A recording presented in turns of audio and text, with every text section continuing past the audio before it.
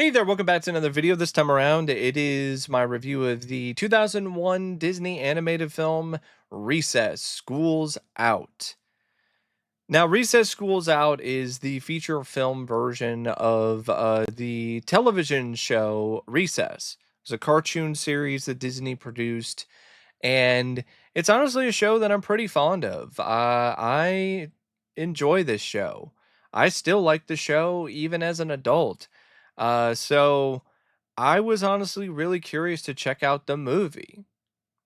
For whatever reason, even though I was a fan of the show and watched it whenever it aired during reruns when I was a teen, I didn't really watch the movie. I didn't even know there was a movie until recently, to be perfectly honest. So I was honestly a little excited for this. And I can say that I still had fun with this movie for what it is, but I can also admit that it's a little bit of a letdown considering how limited the film ultimately turned out to be. This is a recess film that had the benefit of a $23 million budget and Disney's backing, and what you got is just an extended episode of the cartoon series. And it's not bad, but it's not great either. So it's one of those things where it is a little bit of a letdown considering the opportunity that was present here and what you ultimately got out of it. But before I get around to sharing more of my thoughts on the film, though, I would like to give a special shout out to Sean for requesting this review. And if there is another film, TV show, or topic that you would like to see me discuss in the future, feel free to donate to either my PayPal, my Patreon, or my Cash App. The links to all three are in the video description down below, and I will try to get your requests as soon as I possibly can. Now, the film is directed by Chuck Sheetz, who had directed over 60 episodes of the cartoon series.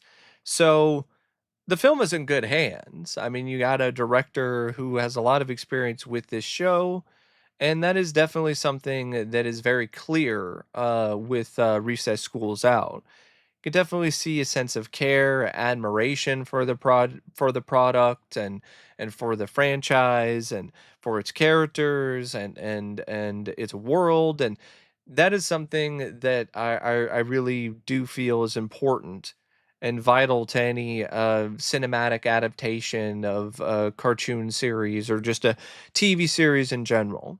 And I do think the Recess Schools Out taps into that rather well.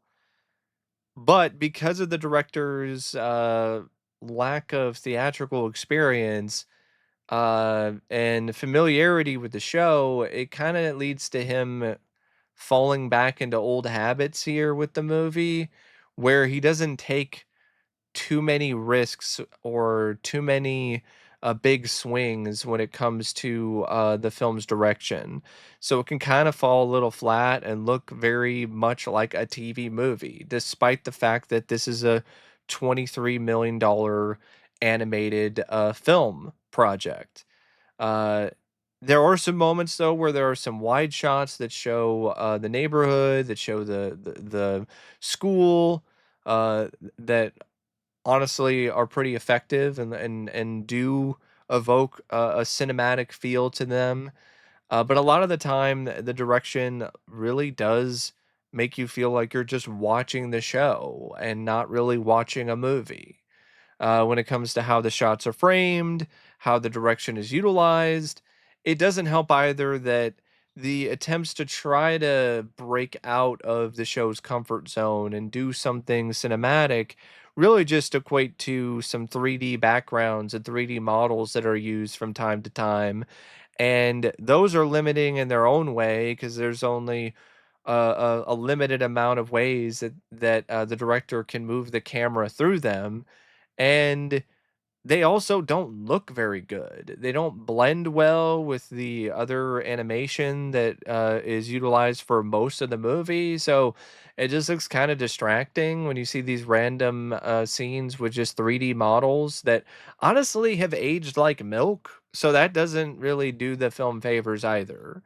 when it comes to its visuals. But the action in it, the pratfalls, the more comic moments, they have the same charm, the same quirks, the same personality that the show did. And it's just one of those things where the direction is serviceable. It's a decent job by Chuck Sheetz, but it's not anything more than that. And for a feature film version of Recess, it would have been nice to have seen something that was above, that was better than what you would get from your average episode of the show. The film is written by Jonathan Greenberg, and it's based on a story by him, Paul Germain, and Joe uh, Anso Labahir, who was one of the co-creators of the show. And there's a lot of love and genuine passion for the world of Recess, for the characters, for the school, and that really goes a long way. There's a good heart in this script, and it's very evident when it comes to the surprising friendship and bond that forms throughout the story between TJ and his rival and Principal Prickly. And I do think that the script does a good job establishing the villain and Dr. Benedict, and I like how Dr. Benedict actually has a connection with Prickly's past, and I like how that also coincides with other adult characters in the story, like Muriel, and how she used to be romantically involved with Benedict, and I like that. I felt that added some extra depth to Recess, and it made the film feel like it was more of a big deal because you had these moments of character depth and growth that you didn't necessarily see in your average episode of the show. So it made it feel more special. Uh, and the plot is just as crazy and wild and creative and out there as most episodes of the show are. It's very larger than life with this whole plot of Benedict using a tractor beam to move the moon so that there is no more recess because he's going to bring about the ice age. And the reason for that is because he was fired from the school years ago in the 60s because of his radical viewpoints on there being no recess, because he wants to get the school's test grades up, whatever means necessary. And he comes up with this plan to get rid of recess so then the kids will learn better. But of course, he's very misguided about it. And ultimately, he becomes this super villain who is just a total madman. And he winds up taking over the school during summer break and uses the school as the place that he's going to build this tractor beam and bring about this apocalyptic scenario for the kids where there's no more recess. And while this stuff is going on during summer vacation, where Benedict is working on enacting his devious plan, TJ is left alone because the rest of his friends, Vince, Mikey, Gretchen, Gus, and Ashley, they wind up going to summer camp, different summer camps for the summer. And he doesn't have a summer camp to go to because he's just been used to spending the summer with his friends. And this is the first summer where they're busy. So TJ's all alone, but that's what allows him to be able to see the strange goings on that are happening at the school. And now you have a kind of a Fright Night sort of thing where he's trying to get people to believe him in terms of what he's seeing. And then people don't want to believe him. They think he's spreading a bunch of baloney, and even his friends don't believe him initially.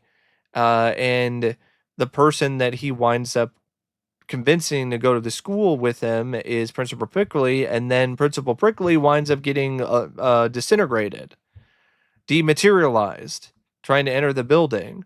Um, and one thing about this script that I definitely do feel is a little muddled is what happened to Prickly after that. Like, he was dematerialized. Okay, it looked like he got turned into ash. It looked like a green beam showed up and literally killed Principal Prickly.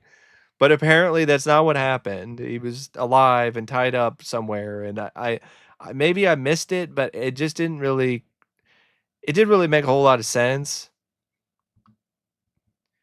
But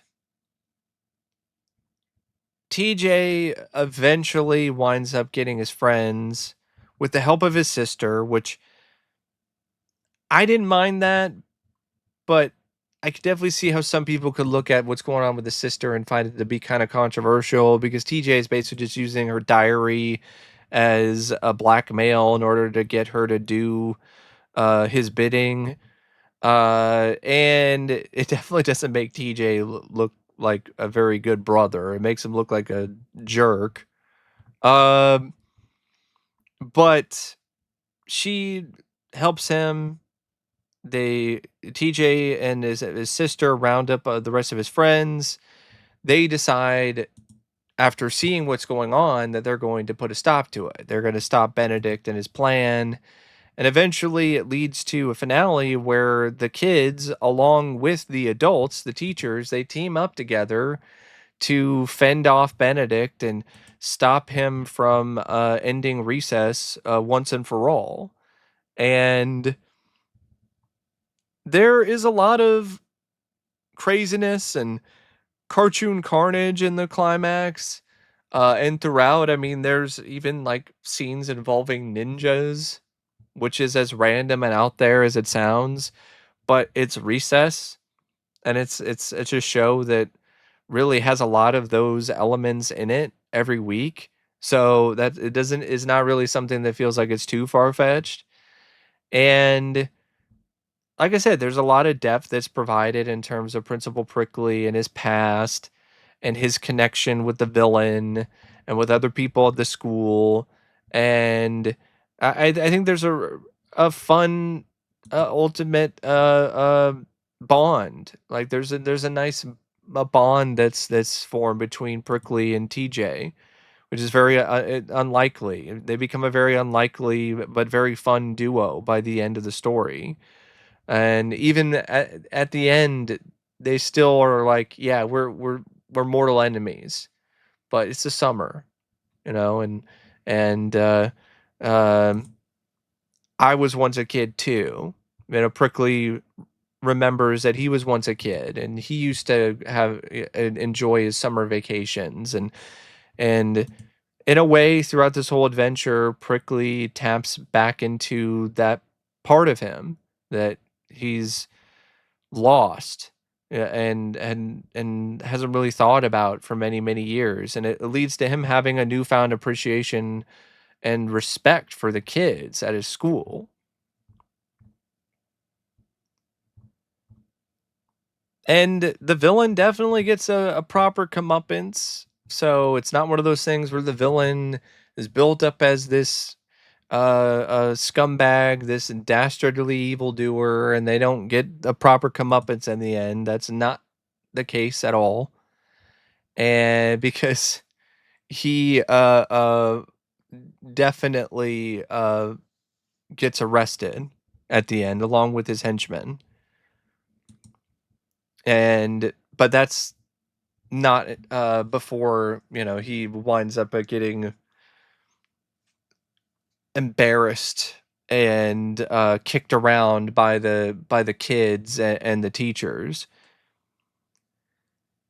It's a screenplay that very much feels like a loving a tribute to the show and to fans of the show, but it also features a plot that could have used some work. Some of the dialogue is just kind of bland. The comedy is really lacking. I definitely found episodes of the show a lot funnier than the movie. So that is something that I do feel the script falls short of when it comes to really being able to bring the comedic goods, which is something that the show was pretty well known for. Uh, and it's not as clever as it could be. There's some references to like Patton and some other things, but I think it could have been clever, more could have been more clever when it comes to some of the pop culture references or the attempts to try to provide some satire. There's a lot of throwback stuff for the 60s in particular that just feels kind of awkward. And I get why it's there because of the stuff with Principal Prickly and his past and how it connects with the villain Benedict. But the whole 60s aesthetic, the 60s music, the whole flower power stuff, it doesn't really feel like it fits the kids that well. So when you see like stuff that happens at the end credits and they're like singing an old 60s song, it just feels very out of place. And there's a few other moments like that in the film where you're just kind of out of place in that regard. Uh, but the climax is effectively full of just chaos and cartoon violence and craziness, which is what you're expecting from a Recess movie, and it's rather entertaining. And overall, I do think that the unlikely connection between AJ and Prickly is really what makes this film and this script ultimately stand out and be at least on par with some of the best episodes of the show, or some of the better episodes. Maybe not the best, but some of the better episodes of the show.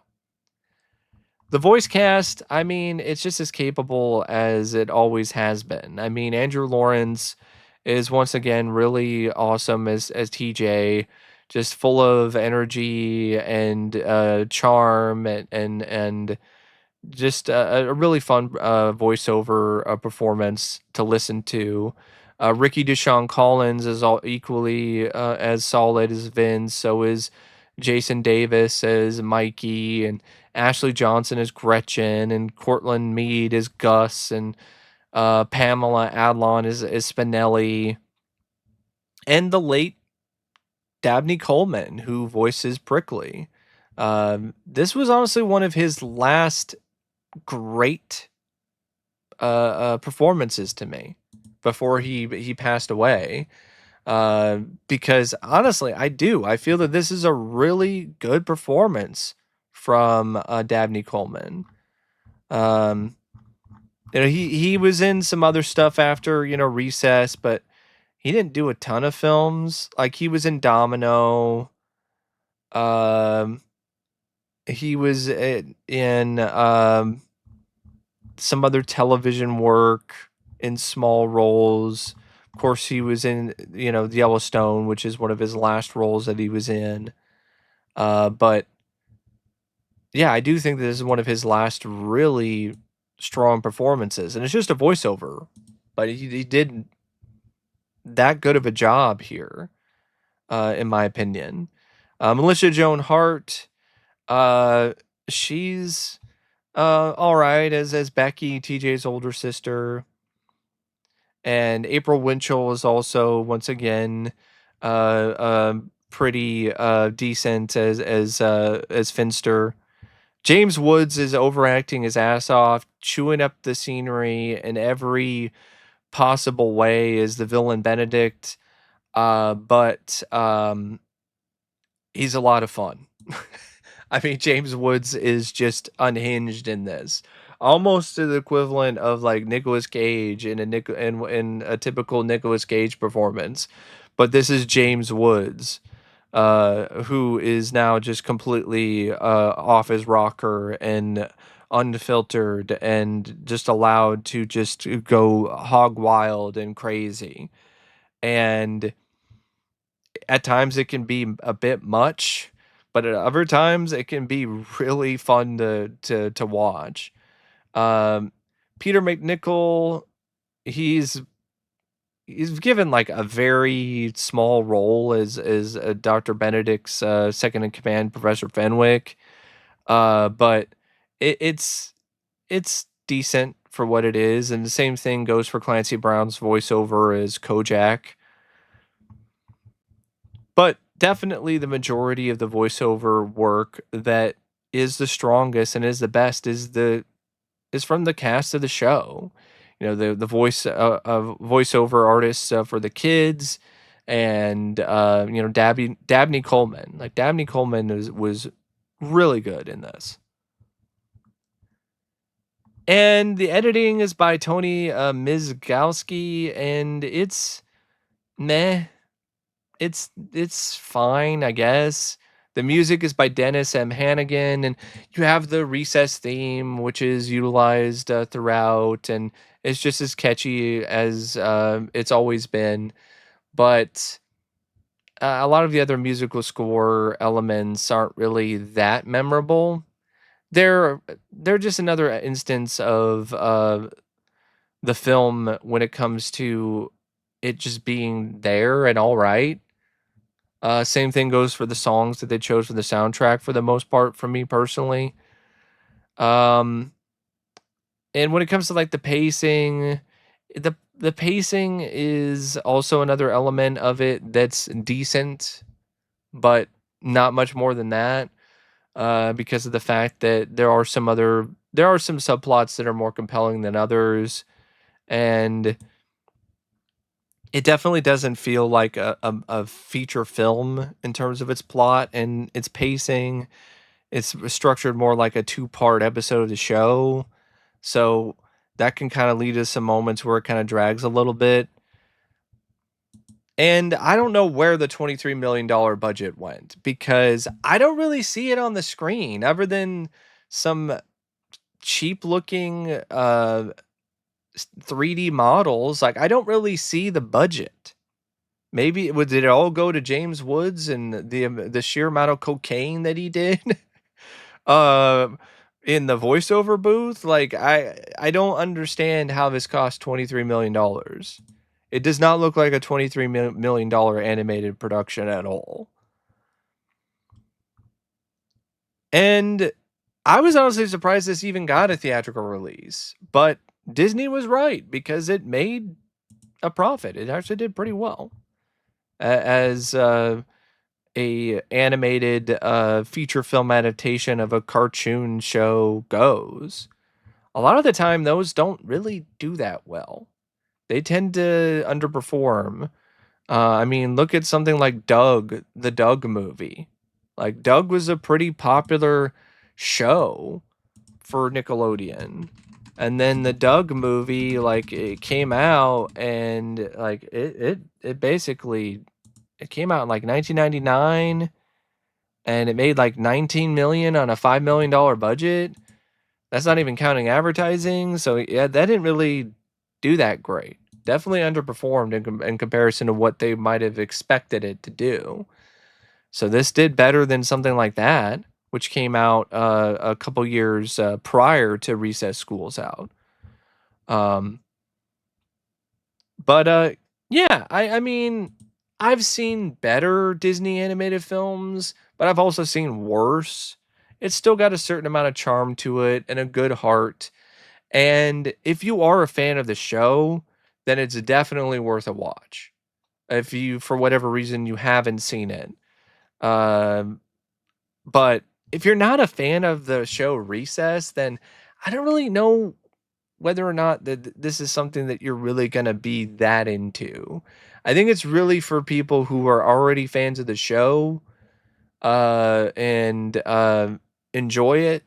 Because I think if you're not really a big fan of the show, I don't really know how the whole dynamic between the characters is really gonna play out, and I don't really know if the whole surprising development with Prickly and AJ is actually going to click in the same way, because I think it's probably not going to be something that's going to be as effective because you don't have this long history between the characters to go off of, which makes them becoming unlikely friends and companions for the summer into something that is quite a novel and an original and unexpected.